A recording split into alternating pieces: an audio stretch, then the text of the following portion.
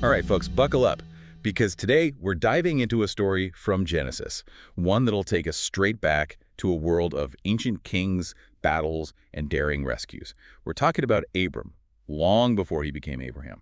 It's fascinating, really. This little episode tucked away in Genesis chapter 14 gives us this incredible glimpse into a world of shifting alliances, ancient power struggles, betrayals, the whole nine yards. We're talking Shinar, ancient Mesopotamia, where some of the earliest civilizations were. Right, the cradle of civilization. Exactly. And then we have Elam, a region known for its, fierce archers, to put it mildly. It's like something out of a movie. And the names in this story, Amraphel, Arioch, Chedorlaomer, king of Elam, and then there's Tidal. He's called the King of Nations. What does that even mean, King of Nations? Yeah, that one's got scholars scratching their heads for centuries. Some say it means he ruled over, a really diverse group of people, maybe a confederation of different tribes and kingdoms. So this Tidal, he's a real power player in this world. Oh, absolutely. A major player on the ancient world stage. So we've got these four kings, right? And they've formed this powerful alliance. But get this, they've spent the last 12 years basically lording it over 5 other kings.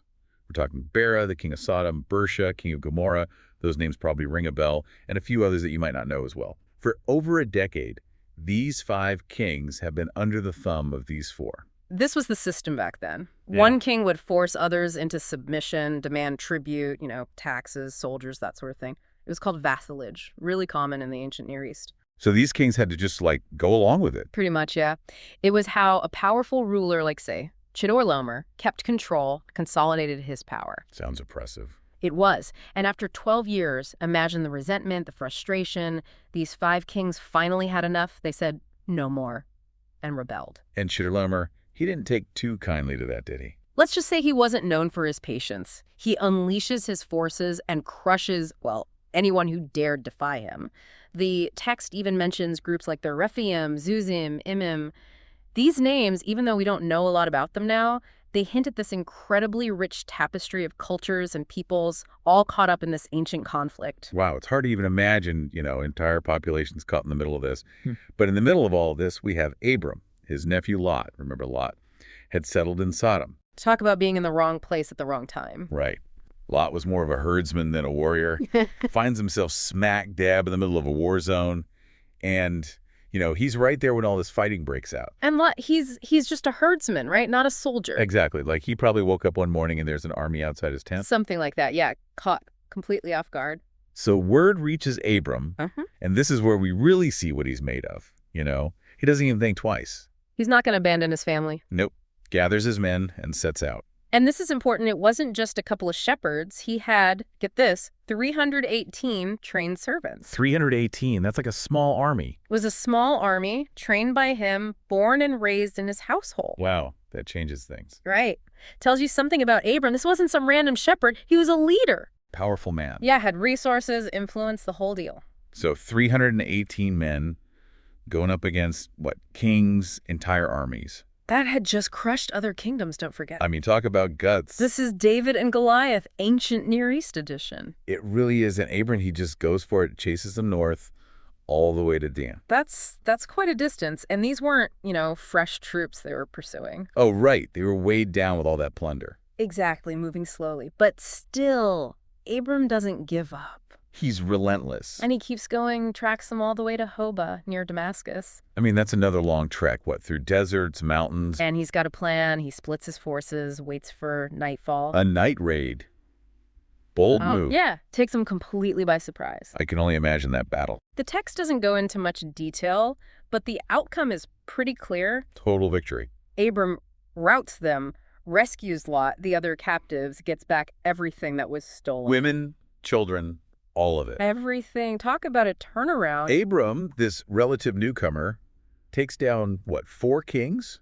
And their armies, the same ones who had just been unstoppable. It's incredible when you think about it. Shows you the kind of leader he was, strategic, decisive. Definitely not just a shepherd anymore. No, this was a warrior, a man of action. You'd think after a victory like that, Abram would, head home, take a nap, something. Right. Take a load off, celebrate with his men. Exactly. Yeah. But no, there's more. And this next part, it's kind of amazing. It's easy to miss this little detail, but it's really important.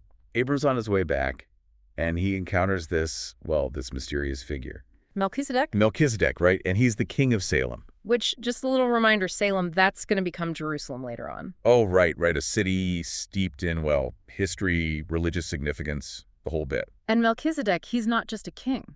There's more. Oh, yeah. He's also called a priest of God Most High. A priest king. That's unusual. Very unusual, and it tells us something important about him, about his role. That he's not just a political leader, he's a spiritual leader, too. Exactly. And get this, he comes out to meet Abram, not with, soldiers or a big entourage. He doesn't try to, take over after the battle. Yeah, he comes bearing gifts, bread, and wine, specifically. Interesting. Bread and wine? What's that about? Well, it was a common way of welcoming guests as in the ancient world, a gesture of hospitality, peace. I see. So it's like he's saying, welcome back, traveler. Let's break bread together. Exactly. And then he blesses Abram. This is where it gets really interesting. It does, because the blessing, it connects Abram's victory directly to God. He's saying Abram's strength, his success, it's not just because he's a good fighter. It's because he's got a higher power on his side. That's the implication, yes. And Abram, he seems to understand the significance of this. Because he responds by giving Melchizedek 1/10 of everything he has. 1/10? That's huge. Even after, the spoils of war, that's a lot of wealth. It's called the tithe, right? It is. And it was a common way of showing respect, honoring a king, a deity. So Abram giving this tithe to Melchizedek, it's like he's acknowledging Melchizedek's authority, but not just as a king, as a priest of God, Most High. Exactly. It adds a whole other dimension to this story, doesn't it? It's not just about battles and rescues. It's about faith, about recognizing something bigger than ourselves. It really makes you think, And then, as if this story couldn't get any more interesting, we have the king of Sodom showing up. Oh, yeah. He's pretty impressed with Abram. Can't say I blame him. He's like, hey, all that stuff you got back, the loot, the treasure, keep it. Just give me back my people. Pretty standard arrangement back then. Victors usually got the spoils of war. Right. Standard operating procedure. But here's the thing, Abram, he does something totally unexpected. He says no. Can you believe it? He could have been richer than, anyone. He could have written his own ticket. And he just walks away. He does. He won't even take a single coin, not even a sandal strap. Why? Why would he do that? He says he doesn't want anyone claiming they made him rich. He's saying his prosperity, it comes from God, and he's not going to compromise that. Not for anything. It's a powerful statement about the true nature of wealth, about Abram's integrity, his unwavering faith. It really makes you think. We've gone from ancient battlefields to encounters with mysterious figures, all through a story tucked away in the book of Genesis. It's amazing, isn't it? The layers of history, the intrigue, the spiritual depth. It makes you wonder what other hidden gems are waiting to be discovered in these ancient texts. Until next time, keep digging, keep questioning, and who knows what you might find.